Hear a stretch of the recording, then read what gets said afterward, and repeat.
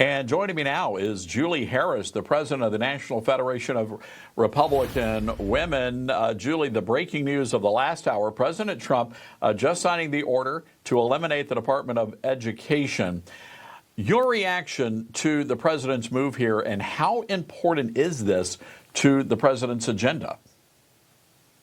Well, the American voters gave President Trump a landslide mandate to clean up the bureaucracy and to eliminate corruption and waste. And this is in alignment with his vision. It's in alignment with what the American voters expect. You look at the Department of Education spending, it has soared into the trillions, yet our education has been stagnant and in many cases declined.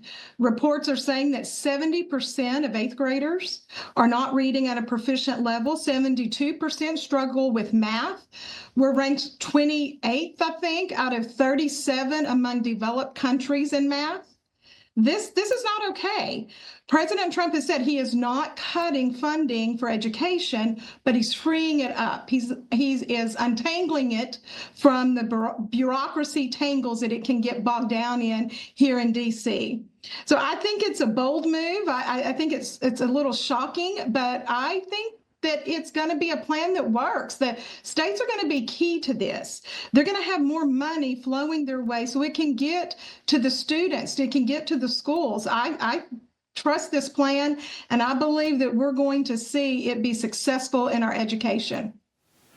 Yeah, look, I just want somebody down at the Walmart to be able to know how to make proper change. I mean, they're not teaching our kids anything, right? It's just crazy. Let's listen to what President Trump said about how much our country spends on education versus what our kids are actually getting.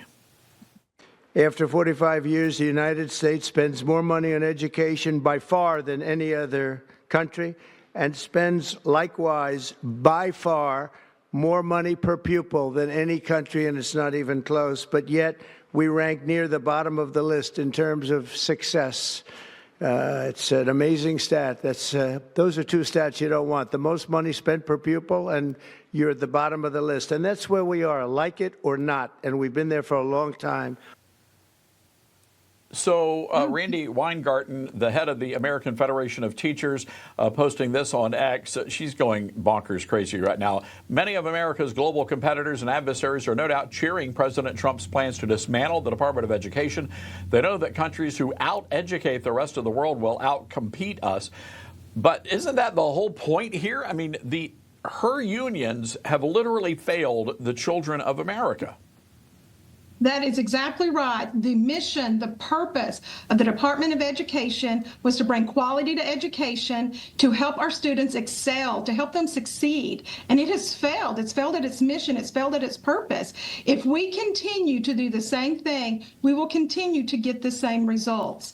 This is a plan that I hope motivates Congress to take action. This is not meant to circumvent Congress. I believe that President Trump is is using the legal authority that he can with this executive order, but it will require legislation as well. And the National Federation of Republican Women have said this over and over, and will continue to say it. It is important that we codify these executive orders into real legislation so that the next president coming in does not undo what we have seen is beneficial to the American people. Julie, that's it. I mean, in a nutshell, we've got to codify every single one of these things, or we're really just putting off the inevitable. And if we are going to save our nation, we have got to get control of the public schools. This is the engine that's been driving this radical change. I'm going to give you the last word here. Well, I was also glad to see that they added that the activities and the education programs still receiving money from the Department of Education cannot continue with this DEI and gender ideology. This is not for our school system. We should not be confusing our young children. They should be learning the basics: reading, writing, and arithmetic. That's it. Julie Harris, well said, and thank you for coming on Newsmax tonight. Thank you.